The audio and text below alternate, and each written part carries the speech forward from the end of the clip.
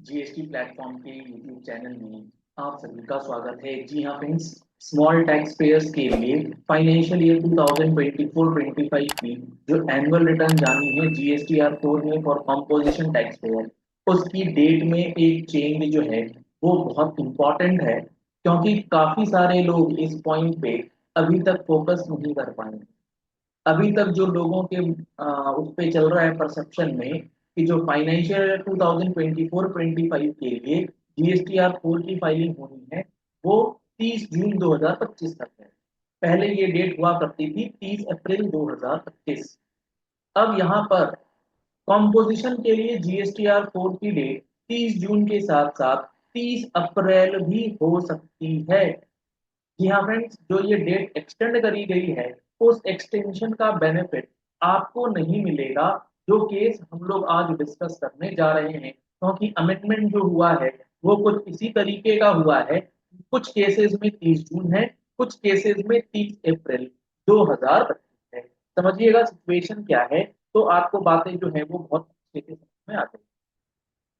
बात करते हैं, एक सप्लायर है जो कि हमारा कॉम्पोजिशन टैक्स पेयर है, और हम लोग बात कर रहे हैं फाइनेंशियल ईयर 2024-25। अगर आप फाइनेंशियल ईयर 24-25 से पहले की बात करेंगे, इससे पहले किसी भी फाइनेंशियल ईयर की बात करेंगे, तो उसमें कोई कंफ्यूजन नहीं है। वो एवरी टाइम 30 अप्रैल ही है, उसमें कोई डाउट नहीं।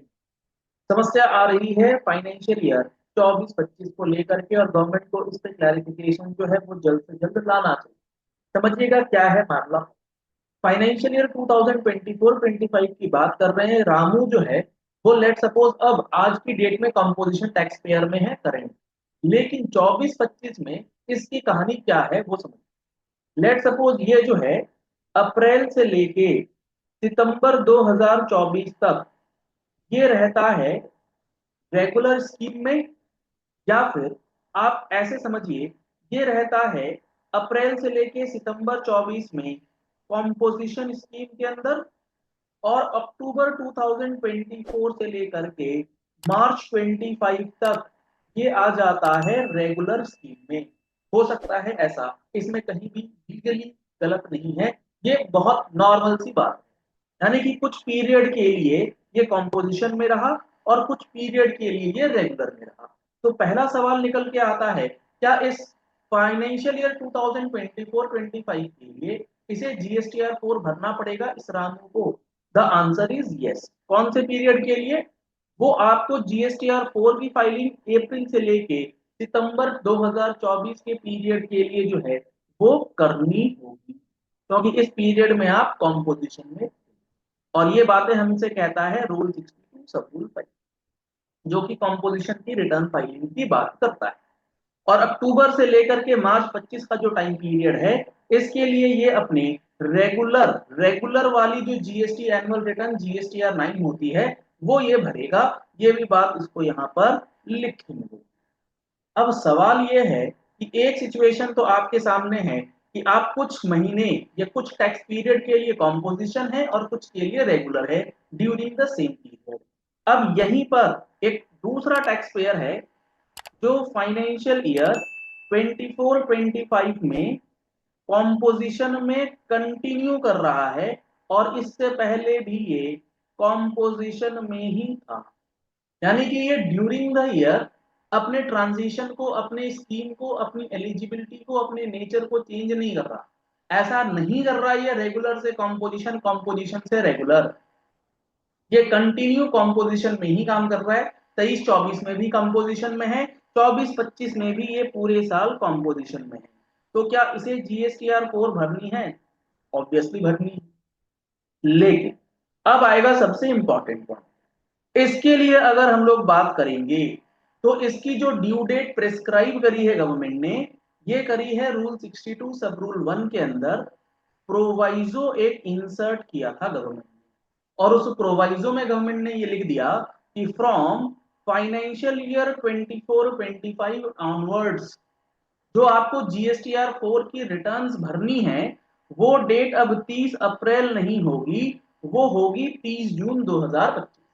और ये अमेंडमेंट जो किया गवर्नमेंट ने सिर्फ और सिर्फ रूल 62 सब रूल 1 के अंदर लिख करके करा है।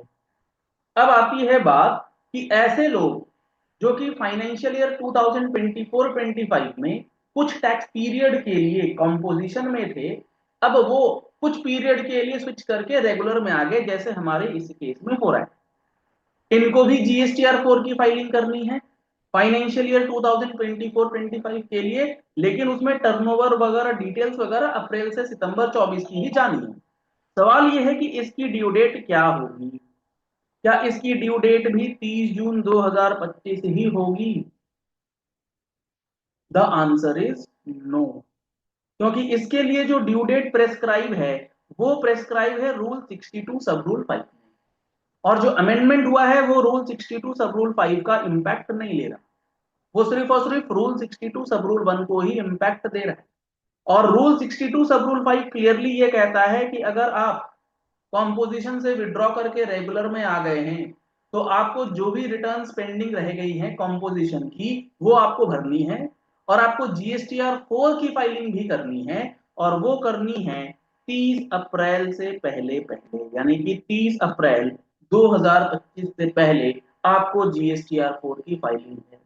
गवर्नमेंट का ऐसा इंटेंशन बिल्कुल भी नहीं रहा होगा, ये बिल्कुल क्लियर चीज है, लेकिन प्रोविजन चूंकि इस तरीके के बने हुए हैं तो रिक्वेस्ट है कि यहाँ पर एक क्लैरिफिकेशन जल्द से जल्द आ जाए, क्योंकि आज हो गया है 14 अप्रैल, 15 दिन बचे हैं। अगर आपने इस टाइम पीरियड को सही तरीके से नहीं समझा, क्लैरिफिकेशन नहीं आई और आप 30 जून का वेट करते रह गए, तो इन सारे केसेस में, इन सिचुएशंस में आपकी लेट फीस लगना तय है। एक बार आपको मैं प्रोविजंस जो है वो दिखाता हूं ताकि आपको चीजें और अच्छे से क्लियर हो जाएंगी। आप देखेंगे रूल 60 सब रूल 62 सब रूल 1 के अंदर जो बातें लिखी गई हैं कि हर वो रजिस्टर्ड पर्सन जो सेक्शन 10 में अपनी जीएसटीआर 4 भरेगा, उसके लिए जो टाइम पीरियड है वो provided that GSTR 4 2025 and onward shall be required to be furnished till 30th June of such financial year, यानी कि 30 जून 2025 नॉर्मल केस में कोई विड्रॉल वगैरह नहीं। अब आप देखेंगे एक बार 62 सब रूल 5 ये कहता है a registered person opting to withdraw from the composition scheme, जिसने बीच में कॉम्पोजिशन स्कीम को विड्रॉ कर लिया था, and where such option is withdrawn at the instance of proper officer, या फिर प्रॉपर ऑफिसर के कहे अनुसार आपने विड्रॉ किया, then wherever required shall furnish a return or a statement in CMP 08 for the tax period for which he has paid tax under the composition scheme till 18th day of the month succeeding the quarter in which the date of withdrawal falls, यानी कि आपने अप्रैल से लेकर सितंबर 24 में withdraw composition scheme avail करने के बाद withdraw कर लिया, तो आपको अगले टैक्स पीरियड के 18 तारीख तक टैक्स जमा करना है, वो तो ठीक है। अगली लाइन पढ़िए, and shall furnish a return in GSTR 4 for the said period, यानी कि अप्रैल से लेके सितंबर पीरियड के लिए जो आपको जीएसटीआर 4 फाइल करनी है वो कब तक करनी है? Till the 30th day of the April following the end of financial year during which such withdrawal fall. आपने चूंकि 1 अक्टूबर 2024 से विड्रॉ किया है, तो आपको इस अप्रैल से लेके सितंबर की जो जीएसटीआर 4 फाइल करनी है वो 30 अप्रैल तक ही करनी है। यहाँ पर अमेंडमेंट हुआ ही नहीं, 30 जून यहाँ पर कराई नहीं है गवर्नमेंट ने। हो सकता है गवर्नमेंट से ये बात जो है ये मिस हो गई है, क्योंकि ऐसा कोई इंटेंशन मुझे तो समझ में नहीं आ रहा। आपको समझ आ रहा है तो आप नीचे कमेंट बॉक्स में लिख सकते हैं। क्या आपको ये दोनों पॉइंट्स अच्छी तरीके से समझ में आ गए? अगर हाँ तो इस वीडियो को लाइक और शेयर कर दीजिएगा। बहुत सारे लोग इस बात को लेकर के अभी भी अनभिज्ञ हैं, अननोन। ये सारी बातें हम लोग अपनी जीएसटी के फुल कोर्स में मेंबर्स के इनपुट के द्वारा भी काफी सारी चीजें जो है सीखते सिखाते हैं।